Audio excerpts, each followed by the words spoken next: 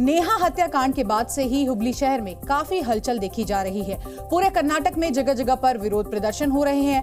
लोगों में आक्रोश का माहौल है। हुबली में छात्रा नेहा की हत्या के विरोध में एबीवीपी यानी अखिल भारतीय विद्यार्थी परिषद के कार्यकर्ताओं ने राज्य के गृह मंत्री जी परमेश्वरा के घर के बाहर जमकर प्रदर्शन किया। इनकी ये मांग है कि हत्या के आरोपी फयाज को कड़ी से कड़ी सजा दी जाए। तो ऐसे में आप देखिए, एक तरफ एबीवीपी के जो तमाम कार्यकर्ता हैं वो लगातार जी परमेश्वरा के घर के बाहर यहां पर प्रदर्शन करते हुए नजर आ रहे हैं। और इसी बीच आपको बता दें कि फयाज की मां का बयान भी सामने आया है। उन्होंने साफ तौर पर कहा है कि सजा मिलनी चाहिए। मैं राज्य की जनता से माफी मांगती हूं इसके लिए, और नेहा एक अच्छी लड़की थी। ये एक बड़ा बयान भी फयाज की मां की ओर से आया है। वहीं दूसरी ओर आप देखिए किस तरह से नेहा के पिता का कहना है कि कड़ी से कड़ी सजा फयाज को मिले और उसका एनकाउंटर हो। इन सब के बीच कर्नाटक में लॉ एंड ऑर्डर की स्थिति की तस्वीरें इस वक्त आपके सामने हैं, और किस तरह से गृह मंत्री जी परमेश्वरा के घर के बाहर एबीवीपी के तमाम समर्थक नजर आ रहे हैं और उनको हटाने की कोशिश में स्थानीय पुलिस। तो 3 तस्वीरें आपको हम दिखाएंगे इस पूरी घटना से जुड़ी कि आखिर क्यों और क्या कुछ कर्नाटक में घट रहा है। सबसे पहली तस्वीर हम आपको दिखाते हैं गृह मंत्री जी परमेश्वरा के घर के बाहर, जहां पर आप देखिए किस तरह से जमकर हंगामा हो रहा है और विरोध प्रदर्शन एबीवीपी द्वारा किया जा रहा है। वहीं दूसरी तस्वीर आप देखिए, हुबली में हिंदू राष्ट्र सेना ने भी प्रदर्शन किया है। और तीसरी तस्वीर कुलबर्गी में, जहां पर जंगम समाज ने हल्ला बोला है। तो एक के बाद एक इस पूरे मामले पर सियासत भी अब गर्मा गई है और लगातार कर्नाटक से हम देख रहे हैं कि बयान भी सामने आ रहे हैं। मौजूदा सिद्धा सरकार, उनको घेरे में लेती हुई विपक्ष, वहीं सरकार का अपना दावा कि इस पूरे मामले को जानबूझकर कहीं ना कहीं बीजेपी जो है वो एक अलग रंग देने की कोशिश कर रही है। आपको बता दें कि हुबली में नेहा हत्याकांड मामले में पीड़ित परिवार से लक्ष्मी हेबालकर, जो कि कर्नाटक सरकार में मंत्री है, उन्होंने मुलाकात की है। और मुलाकात के बाद मंत्री का बड़ा बयान सामने आया है कि हम हर जरूरी कार्रवाई करेंगे, नेहा को जल्द से जल्द न्याय मिलेगा। तो ये बड़ा बयान या कुछ अलग दिशा लेके जा रहे उसके बारे में बात नहीं करूंगी। एक रिस्पॉन्सिबल मंत्री हूँ, उससे पहले एक माँ हूँ।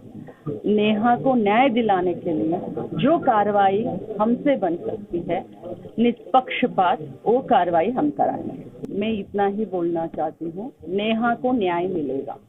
Thank you. और नेहा हत्याकांड से जुड़ी बड़ी खबर सामने आ रही है। कर्नाटक सरकार पर बीजेपी ने बड़ा आरोप लगाया है। उनका कहना है कि ये लव जिहाद का पूरा मामला है। केंद्रीय मंत्री प्रहलाद जोशी ने यह आरोप लगाया है कि लव जिहाद केस की जांच में लापरवाही की जा रही है। हम देख रहे हैं इस मामले में किस तरह से लगातार विपक्ष घेरता हुआ मौजूदा सरकार को, और प्रहलाद जोशी का ये बड़ा बयान। लोगों को पता है तालमेल नहीं है इनके बीच में। पहले मैं ये कह रहा हूँ, वो कांग्रेस का कारपोरेटर है, कांग्रेस का कार्यकर्ता है, वो कह रहे हैं ऐसे कुछ नहीं है, हमारे बदनाम मत करो करके। तो इन लोगों का वोट बैंक पॉलिटिक्स के लिए सब ये जो सप्रेस करना, हशप करना, इनका एक नीति है। इस कारण ये सब कुछ हो रहा है। वोट बैंक पॉलिटिक्स के लिए सब हशप करना चाहते हैं। ये लव जिहाद का एंगल है, उसको इन्वेस्टिगेट भी ये नहीं करना चाहते। वो स्वयं पिताजी कह रहे ये हशप हो रहा है। और चलिए आपको सिलसिलेवार तरीके से बताते हैं कि आखिर 18 अप्रैल को क्या हुआ था। 18 अप्रैल को नेहा की हत्या कर दी गई थी। फयाज ने कैंपस में नेहा पर अटैक किया। 1 नहीं 2 नहीं बल्कि 9 बार चाकू से नेहा पर हमला किया, जिसके बाद अस्पताल में नेहा की मौत हो जाती है। पुलिस की गिरफ्त में फयाज है फिलहाल, और इसके बाद आपको बता दें कि 14 दिन की न्यायिक हिरासत में उसे भेजा गया है। फयाज ने नेहा को प्रपोज किया था। नेहा ने इस प्रस्ताव को ठुकरा दिया, जिसके बाद ये पूरी घटना आप देखिए किस तरह से लगातार अब सामने आ रही है और राजनीतिक रंग भी ले रही है। सीधे रुक कर लेते हैं हमारे सहयोगी प्रशोभ का, जो कि कर्नाटक से हमारे साथ जुड़ गए हैं।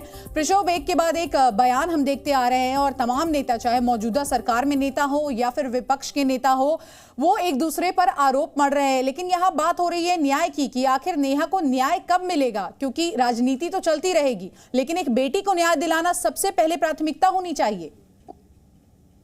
अभी जी आप बहुत सही कहा, न्याय कब मिलेगा, क्योंकि अभी तक फयाज को गिरफ्तार कर लिया है, पर नेहा हिरेमठ के पिताजी मतलब निरंजन हिरेमठ ने एक बयान दिया है कि सिर्फ ये हत्या के पीछे सिर्फ फयाज नहीं है, उसके साथ और भी 4 लोग मौजूद है, उनका नाम और अता पता पूरा मैं पुलिस को दे चुका हूं। तो इन 4 लोगों का गिरफ्तार अभी तक क्यों नहीं हुआ, ये बीजेपी प्रश्न उठा रहे हैं। और इसके साथ साथ एबीवीपी यानी अखिल भारतीय विद्यार्थी परिषद के सदस्य भी यही प्रश्न उठा रहे हैं। इसके साथ साथ कल यहाँ का गृह मंत्री मतलब कर्नाटक सरकार का गृह मंत्री डॉक्टर जी परमेश्वर ने एक स्टेटमेंट दिया, उसके वो क्या कह रहे हैं कि वो एक आकस्मिक घटना हुई और इन दोनों को बीच मतलब फयाज और नेहा के बीच एक प्रेम कहानी था।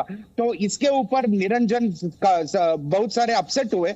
इसके लेकर बाद में प्रहलाद जोशी के साथ निरंजन ने बातचीत किया और बताया कि आप ही हमको न्याय दिला सकते हैं। यहाँ पर बिल्कुल प्रसोभ, और देखना होगा क्योंकि देखिए अपनी अपनी ओर से राजनीति तो की जा रही है, लेकिन ये देखना होगा कि कब न्याय मिलता है। और जिन 4 और लोगों का जिक्र नेहा के पिता यहाँ करते हुए नजर आए, क्या उनको भी जल्द से जल्द पुलिस अपनी गिरफ्त में लेगी। बहुत बहुत शुक्रिया आपका तमाम जानकारी के लिए। तो कर्नाटक के हुबली में कांग्रेस पार्षद की बेटी की हत्या का विरोध अब तेज हो गया है। आरोपी फयाज की मां ने कहा है कि फयाज को जल्द से जल्द सजा मिलनी चाहिए। वहीं नेहा के पिता ने मांग की है कि आरोपी फयाज का एनकाउंटर किया जाए। दोनों ही ओर से बयानबाजी शुरू है। ಅಲ್ಲಿವರೆಗೂ ನನಗೆ ಏನು ಗೊತ್ತಿರಲಿಲ್ಲ ಸರ್. ಯಾರು ಫೋನ್ ಮಾಡಿದ್ರು? ಫೋನ್ ಮಾಡಿದ್ರು ಸರ್, ನಮ್ಮ ಪರಿಚಯದವರೇ. ಮೇಡಮ್ ನೀವೆಲ್ಲಿದ್ದೀರಾ ಅಂತಂದ್ರೆ, ಸರ್ ನಮ್ಮ ಮನೆಯಲ್ಲೇ ಇದ್ದೀನಿ. ಮೇಡಮ್ ನ್ಯೂಸ್ ಏನಾದರೂ ನೋಡಿದ್ರಾ ಅಂತಂದ್ರೆ, ಇಲ್ಲ ಸರ್ ನನಗೇನು ಗೊತ್ತಿಲ್ಲ ಅಂತಂದೆ. ಸ್ವಲ್ಪ ಟಿ ವಿ ಆನ್ ಮಾಡಿ ನೋಡಿ ಅಂತ. ಯಾಕೆ ಏನಾಯಿತು ಅಂತ ಕೇಳಿದೆ ನಾನು. ಇಲ್ಲ ಸ್ವಲ್ಪ ಏನೋ ಬ್ರೇಕಿಂಗ್ ನ್ಯೂಸ್ ಬರ್ತಾ ಇದೆ ಫಯಾಜಂದು, ನೋಡಿ ಮೇಡಮ್ ಟಿ ವಿ ಆನ್ ಮಾಡಿ ಅಂತಂದರೆ ನನಗೆ ಫಯಾಜನ್ಗೆ ಏನಾಯಿತು ಏನೋ ಅಂತ ನನಗೆ ಕೈಯೆಲ್ಲ ವೈಬ್ರೇಷನ್ ಆಗ್ತಾ ಇತ್ತು. ನಂಗೆ ಟಿ ವಿ ರಿಮೋಟ್ ಕೂಡ ಸಿಗಲಿಲ್ಲ. ಮತ್ತು ಪಕ್ಕದ ಮನೆಗೆ ಹೋದೆ ನಾನು, ನೋಡಿ ಏನೋ ಬ್ರೇಕಿಂಗ್ ನ್ಯೂಸ್ ಬರ್ತಾ ಇದೆ, ಏನೂ ಗೊತ್ತಿಲ್ಲ ಅಂತ ನೋಡಿ ಟಿ ವಿ ಆನ್ ಮಾಡಿದಷ್ಟರಲ್ಲಿ ಫಯಾಜ್ ನೇಹಾಳ ಕೊಲೆ ಮಾಡಿದಾನೆ ಅಂತ ಬಂತು ಸರ್. ಅವಾಗ ಅಯ್ಯೋ ಅಂತ ನಾನು ಅಲ್ಲೇ ಮನೆಯಲ್ಲೇ ಕುಸಿದು ಬಿಟ್ಟೆ. और चलिए खबरों में आगे बढ़ते हैं। बात कर लेते हैं आम आदमी पार्टी की। तिहाड़ जेल में बंद अरविंद केजरीवाल जेल में क्या खा रहे हैं, उन्हें क्या खाना है और उनको कौन सा खाना मिल रहा है, इस मामले पर अब सियासत शुरू हो गई है। आम आदमी पार्टी ने बीजेपी पर बड़ा आरोप लगाया है। दिल्ली के स्वास्थ्य मंत्री सौरभ भारद्वाज ने ये कहा है आरोप लगाते हुए कि दिल्ली के मुख्यमंत्री अरविंद केजरीवाल की जेल में धीरे धीरे हत्या की साजिश की जा रही है और एक शुगर के मरीज को इंसुलिन तक नहीं दिया जा रहा। आम आदमी पार्टी ने केजरीवाल के डाइट चार्ट को लेकर झूठ फैलाने का भी आरोप लगाया। वहीं बीजेपी ने आम आदमी पार्टी पर झूठ बोलने का आरोप लगाया। तो आरोप और प्रत्यारोप का दौर यहां पर लगातार जारी।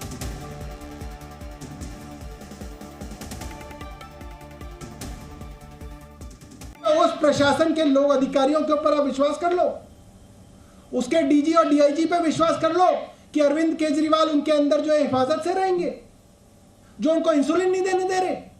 कुल मिला के अरविंद केजरीवाल जी को जेल में खत्म करने की एक बड़ी साजिश है। आप खुद ही सोचिए कि इतने दिनों में जब से वो जेल में है या हिरासत में है, न्यायिक हिरासत में, सिर्फ 2 ही दिन उन्होंने जेल का खाना खाया है। बाकी दिन जो भी खाना आया वो उनके घर से आया है और इसके लिए उन्होंने गुजारिश भी की थी, एक रिक्वेस्ट भी की थी जिसको मंजूरी दी गई। और उससे बड़ी तीसरी ज़रूरी बात यह है कि जेल प्रशासन पूरी तरह से आम आदमी पार्टी या दिल्ली सरकार के ही अंतर्गत है और अधीन है।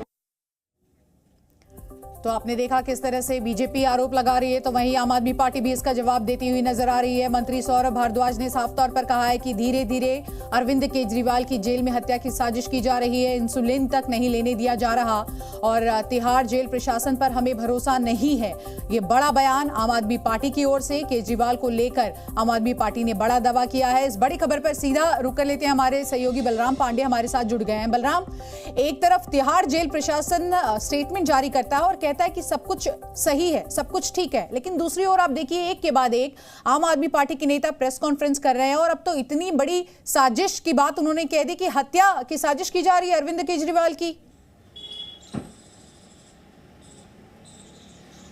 बिल्कुल, देखिए जिस तरीके से आम आदमी पार्टी के नेता मीडिया के सामने आकर के कह रहे हैं कि दिल्ली के मुख्यमंत्री अरविंद केजरीवाल की तिहाड़ जेल के अंदर हत्या करने की साजिश रची जा रही है, उन्होंने षड्यंत्र की बात कही। उन्होंने कहा जिस तरीके से इंसुलिन लेने से उन्हें रोका जा रहा है, जबकि वो डायबिटीज़ के पेशेंट हैं और ऐसे में वो लगातार इंसुलिन लेते हैं, लेकिन उन्हें तिहाड़ जेल में इंसुलिन लेने से रोका जा रहा है। और जिस तरीके से ईडी और तिहाड़ जेल प्रशासन कोर्ट में अपने तथ्यों को रख रहा है, एक रूमर फैलाने की कोशिश कर रहा है कि वो आम खा रहे हैं, वो पूड़ी खा रहे हैं, जबकि 40 दिनों की डाइट में एक दिन प्रसाद के तौर पर उन्होंने पूरी सब्जी खाई थी। और जिस तरीके से आरोप लगाए जा रहे हैं, जिस तरीके से एम्स की रिपोर्ट रखी जा रही है, उसको लेकर के आम आदमी पार्टी के जो नेता हैं वो सवाल खड़े कर रहे हैं। साथ ही जो आतिशी हैं, जो दिल्ली सरकार की कैबिनेट मंत्री हैं, उन्होंने तो काफ़ी गंभीर आरोप लगाए। उन्होंने तो ट्वीट करके जो अप्रैल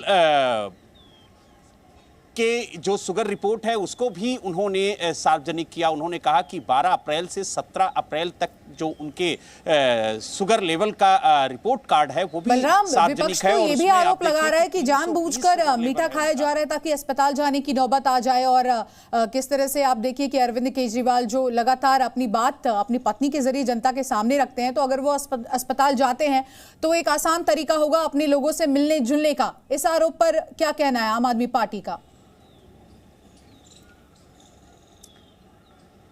देखिए, जिस दिन ये पूरा मामला सामने निकल के आया था, उसी दिन जो भारतीय जनता पार्टी है उसके नेता ये आरोप लगा रहे थे। और कहीं ना कहीं ईडी ने भी इस बात को कोर्ट में रखा था कि जिस तरीके से वो आम खा रहे हैं, जिस तरीके से वो स्वीट्स खा रहे हैं, उसको लेकर के कहीं ना कहीं ऐसा लगता है कि वो अपना शुगर लेवल जो है वो बढ़ाना चाहते हैं, जिसके आधार पर वो जमानत चाहते हैं। क्योंकि कहीं ना कहीं मेडिकल ग्राउंड को हवाला देते हुए ईडी ने भी इस बात को रखा था। और जिस तरीके से बीजेपी ने कहा कि वो अपना शुगर लेवल बढ़ाकर अपना मेडिकल ग्राउंड तैयार करके वो जमानत चाहते हैं और उसके लिए वो आम खा रहे हैं, स्वीट्स खा रहे हैं, तो इसको लेकर के आम आदमी पार्टी के नेता हमलावर नजर आए। और उन्होंने कहा कि दुनिया में कोई ऐसा व्यक्ति नहीं है जो ये कोशिश करे कि हम अपनी बीमारी को बढ़ाएं और अपनी जान जोखिम में डालें। तो यानी कहीं ना कहीं जो आरोप प्रत्यारोप का सिलसिला है, जो राजनीति का सिलसिला है, वो दिल्ली के अंदर लगातार जारी है, चाहे आम आदमी पार्टी की तरफ से हो, चाहे भारतीय जनता पार्टी की तरफ से हो।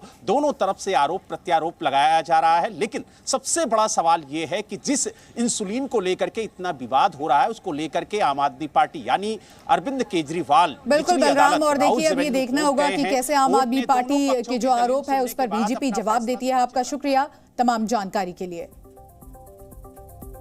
और खबरों में आगे बढ़ेंगे, आपको अब बात कर लेते हैं हैदराबाद की। एआईएमआईएम असदुद्दीन ओवैसी के चुनाव प्रचार का एक वीडियो सामने आया है जो कि काफी वायरल हो रहा है। और वीडियो में साफ तौर पर दिखाई दे रहा है कि चुनाव प्रचार के दौरान ओवैसी जो है वो एक बीफ शॉप पहुंचते हैं और किस तरह से वहां पर बीफ शॉप के मालिक से मुलाकात करते हैं, उनसे हाथ मिलाते हैं और कहते हैं कि रेहान बीफ शॉप जिंदाबाद। इसके बाद आपको बता दें कि ये वीडियो जो है वो बीजेपी के नेताओं ने सोशल मीडिया प्लेटफॉर्म पर पोस्ट किया है और पूछा है कि इस वीडियो से आखिर ओवैसी क्या संदेश देना चाहते हैं। तो ये वीडियो आप देखिए, चुनाव प्रचार के दौरान असदुद्दीन ओवैसी किस तरह से तमाम लोगों से मिलते हुए नजर आ रहे हैं और एक बीफ शॉप के पास जाते हैं माइक लेकर, वहां पर उनसे कहते हैं कि रेहान बीफ शॉप जिंदाबाद और हाथ बढ़ाते हुए कहते हैं कि काटते रहो भाई।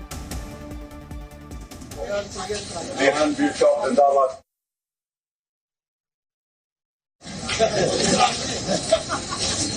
से भाई सलाम वालेकुम, काटते रहो आप। रेहान बीफ शॉप जिंदाबाद।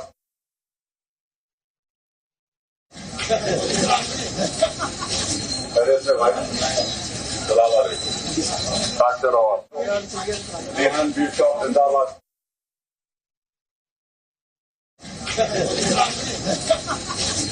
से भाई सलाम वालेकुम, काटते रहो आप। रेहान बीफ शॉप जिंदाबाद।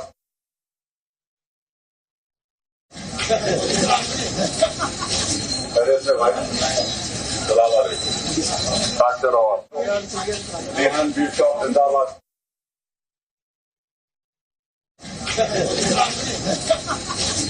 से भाई सलाम वालेकुम, काटते रहो आप। तो आपको बताते चले कि आखिर बीफ शॉप पर ओवैसी का प्रचार प्रसार क्यों और उसके बाद क्यों हंगामा बरपा है। प्रचार के दौरान बीफ शॉप पर पहुंचे असदुद्दीन ओवैसी अपने समर्थकों के साथ और किस तरह से वहां पर जो बीफ शॉप का मालिक है उसको कहा रेहान बीफ शॉप जिंदाबाद और आगे बढ़ते हुए हाथ मिलाते हुए ये भी कहा कि काटते रहो। हैदराबाद में ओवैसी अपना चुनाव प्रचार कर रहे थे। अब बीजेपी ने ओवैसी के इस प्रचार पर सवाल उठा दिए हैं। बीजेपी के तमाम नेताओं ने सोशल मीडिया पर ओवैसी का ये वीडियो भी वायरल किया है और सवाल पूछा है कि इस प्रचार के जरिए आखिर क्या संदेश देना चाहते हैं असदुद्दीन ओवैसी। और इस वीडियो के सामने आने के बाद देखिए लगातार प्रतिक्रियाएं सामने भी आ रही हैं। साथ ही आपको बता दें कि विधायक टी राजा ने भी अब इस पर आपत्ति जताई है। भाई प्रचार करो, वोट मांगो, वोट देने वाला देगा, नहीं देने वाला नहीं देगा, लेकिन तुम जिस प्रकार से एक बीफ की दुकान पर जाकर खाते रहो, बीफ काटते रहो, इसका क्या संदेश देना चाह रहे हो आप?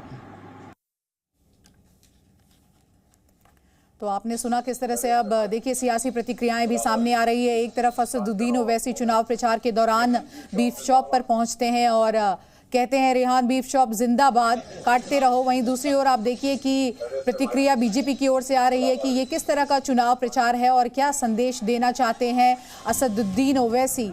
तो AIMIM के चीफ और एक बार फिर से विवाद। 3 तस्वीरें इस वक्त आपके सामने हैं। हैदराबाद में आप देखिए काल्पनिक तीर को लेकर भी तकरार तीखी हो गई है। AIMIM अध्यक्ष ओवैसी और बीजेपी उम्मीदवार माधवी लता जो कि चुनावी मैदान में आमने सामने हैं। ओवैसी रणनीति के साथ तीर को बीजेपी के खिलाफ बड़ा मुद्दा बता रहे हैं, तो वहीं माधवी लता ने भी जोरदार पलटवार किया है। सियासी जंग के मोर्चे पर दोनों ही डटे हैं और जुबानी हमले लगातार जारी है। आपको ये भी बता दें कि रामनवमी पर बीजेपी उम्मीदवार माधवी लता ने काल्पनिक तीर चलाया जिसको लेकर खूब बवाल मचा और उनका वीडियो जो है वो ये कहा गया कि एक मस्जिद की ओर उन्होंने ये तीर चलाया है। हालांकि बाद में माधवी ने साफ किया कि ये जो एंगल है वो अलग है और किस तरह का चुनाव प्रचार के दौरान हंगामा मचाने की कोशिश की जा रही है। माधवी की वीडियो पर AIMIM प्रमुख ओवैसी ने कहा कि बीजेपी के नेता मस्जिद पर तीर चला रहे हैं, तो वहीं माधवी ने भी पलटवार किया है। उन्होंने कहा है कि हम तो राम की इबादत कर रहे हैं, बीच में मस्जिद आखिर कहां से आ गई। अब आप देख रहे हैं कि एक बीजेपी के उम्मीदवार किसी एक इबादतगाह की तरफ, मस्जिद की तरफ रुख करके इस तरह से इशारा कर रही है कि उसके तरफ तीर मारेंगे। ये श्री राम नवमी के दिन हम रामचंद्र जी को राम बाण से मानते हैं। राम बाण यानी सर्व दुष्ट निवारण और सर्व दुख निवारण।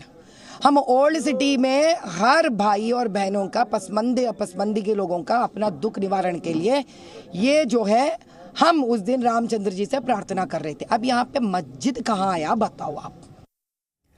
तो हैदराबाद से सीधे आपको लिए चलते हैं बिहार की राजनीति में। लालू परिवार पर दिए गए बिहार के सीएम नीतीश कुमार के बयान पर अब आरजेडी ने पलटवार किया है। आरजेडी का कहना है कि नीतीश को हार की हड़बड़ाहट है।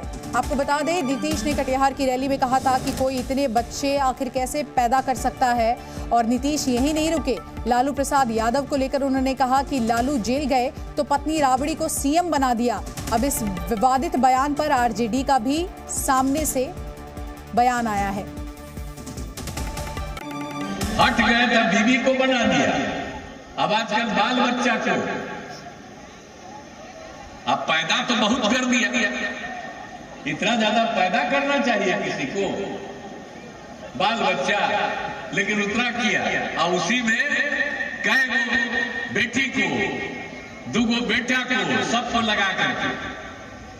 अब आप समझ लीजिए कि ये लोग क्या करते हैं, कहीं कहीं कुछ बोलते रहते हैं तो कहीं पुरानी बात तो भूल जाते हैं। इसलिए हम सब जगह आपको बता देना चाहते हैं कि कोई काम नहीं होता था।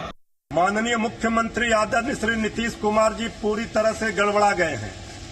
एक तो बीजेपी ने आदरणीय प्रधानमंत्री जी के साथ मंच शेयर करने से उनको रोक दिया है, ये उनकी अलग पीड़ा है और जनता के आक्रोश का प्रकटीकरण उन्होंने कल मतदान में देखा है।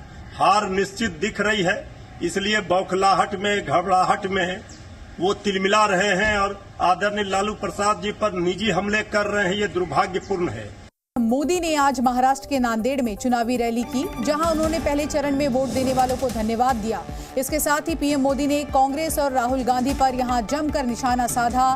प्रधानमंत्री नरेंद्र मोदी ने शनिवार दोपहर महाराष्ट्र के नांदेड़ में चुनावी रैली की, जहां पर उन्होंने पहले चरण में वोट देने वाले तमाम वोटर्स को धन्यवाद किया और उसके बाद पीएम ने कांग्रेस और इंडी गठबंधन पर एक बार फिर से निशाना साधा है। पीएम मोदी ने कहा कि इंडी गठबंधन को उम्मीदवार नहीं मिल रहा है और वायनाड में राहुल को संकट नजर आ रहा है। जैसे वो अमेठी छोड़कर भागे थे, उन्हें वायनाड भी छोड़कर भागना पड़ेगा।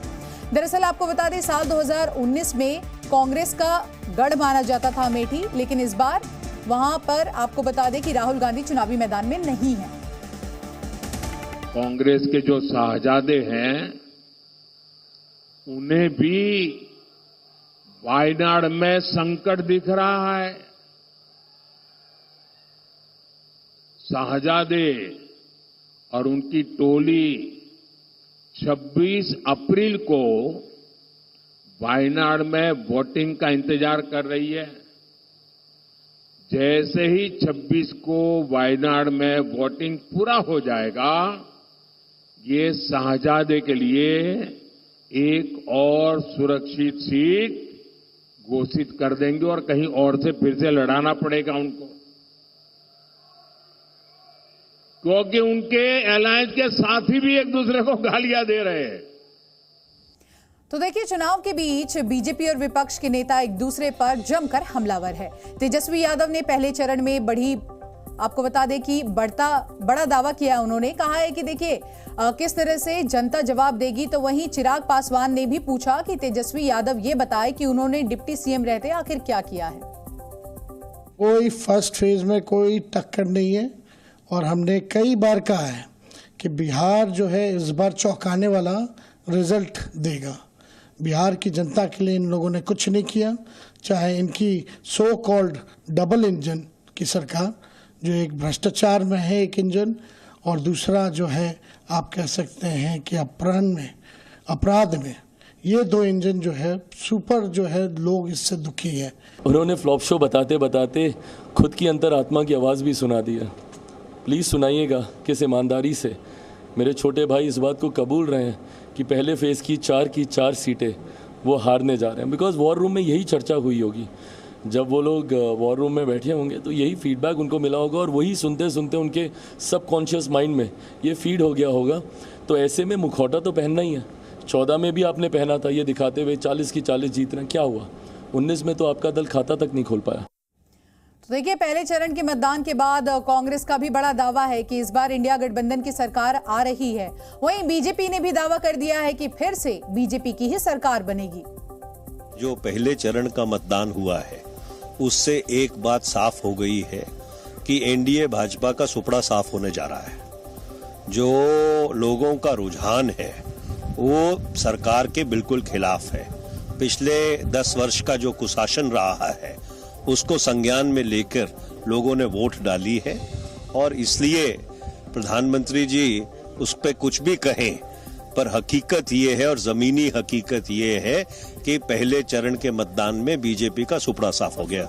हमको जो जानकारी है, रिजल्ट तो 4 तारीख को आएंगे, लेकिन सच्चे अर्थों में जो बूथ पे काम करता है कार्यकर्ता हमारा, और हम सब जानते हैं कि जैसे वोट पड़ते हैं वैसे वैसे भाव बता देते हैं मतदाताओं के वो किधर जा रहे हैं। तो रुझान चारों तरफ से अनुकूल आ रहे हैं। हर हालत में प्रचंड बहुमत के साथ भाजपा की सरकार बनने जा रही है।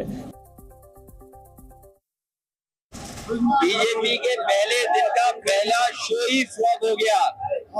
पहले चरण की हवा और पश्चिम की हवा भारतीय जनता पार्टी का पूरे उत्तर प्रदेश में, देश में सफाया करेगी। अब तक के जो रुझान है वह इस बात को बहुत ही स्पष्टता के साथ प्रदर्शित करते हैं कि पूरे देश के अंदर आम जनमानस का जो मत है वह फिर एक बार मोदी सरकार के लिए प्रचंड रूप से सामने आ रहा है। और चलिए खबरों में आगे बढ़ते हैं। मुंबई पुलिस कंट्रोल रूम में गैंगस्टर लॉरेंस बिश्नोई को लेकर फोन करने के आरोपी को कल्याण जीआरपी पुलिस ने गिरफ्तार कर लिया है। आरोपी का नाम चंद्रशेखर है और उसने नशे में कॉल करने की बात कबूली है।